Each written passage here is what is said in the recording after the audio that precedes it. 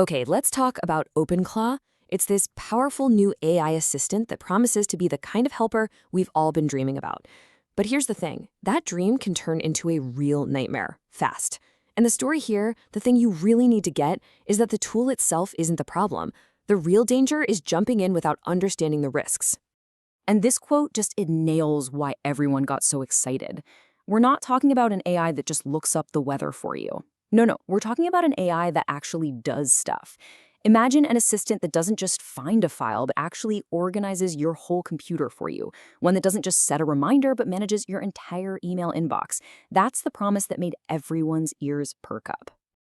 So to really get a handle on the OpenClaw phenomenon, you have to appreciate the massive wave of hype it created.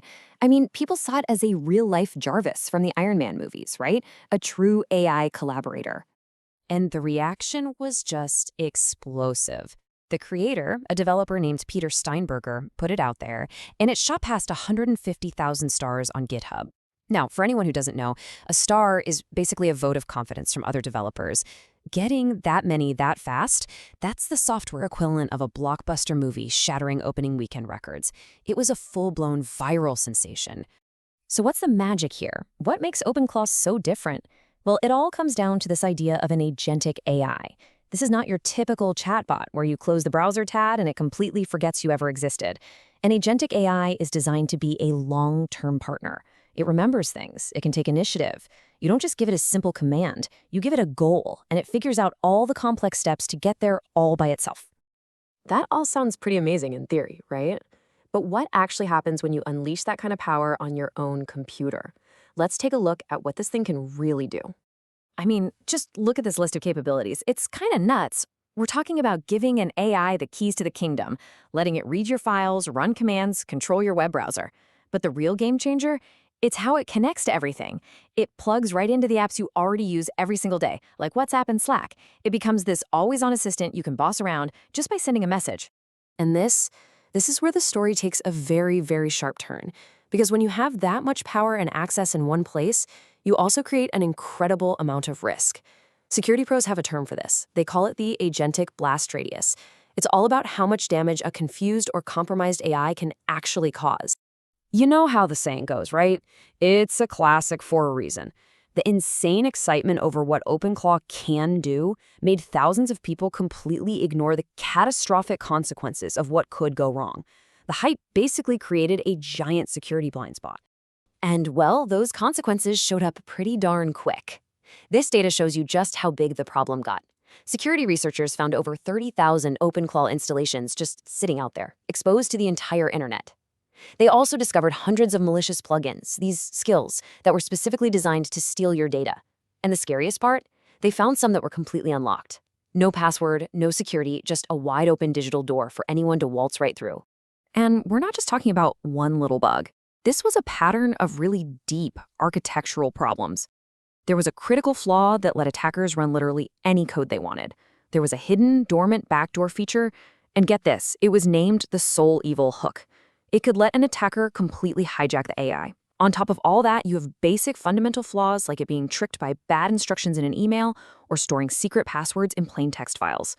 This goes way beyond a simple mistake. It points to a systemic lack of security right from the get-go. So, does all this mean OpenClaw is just malicious software? Well, the consensus from the security world is, actually no, the tool itself is just code. The real danger here isn't the AI. It's the very human impulse to rush in and use it without stopping to think about the consequences. In fact, the creator, Peter Steinberger, couldn't be clearer about this. He's on record warning people that this is a hobby project. It's for tech-savvy users who know what they're doing and who understand how to lock it down. It was never, ever meant to be some polished consumer gadget you just plug in and walk away from. One security researcher put it perfectly with this Portuguese saying, "Haste is the enemy of perfection." People got so swept up in the excitement that they just clicked next, finish through the entire setup, blowing right past critical security warnings and basically leaving their digital front door not just unlocked, but wide open.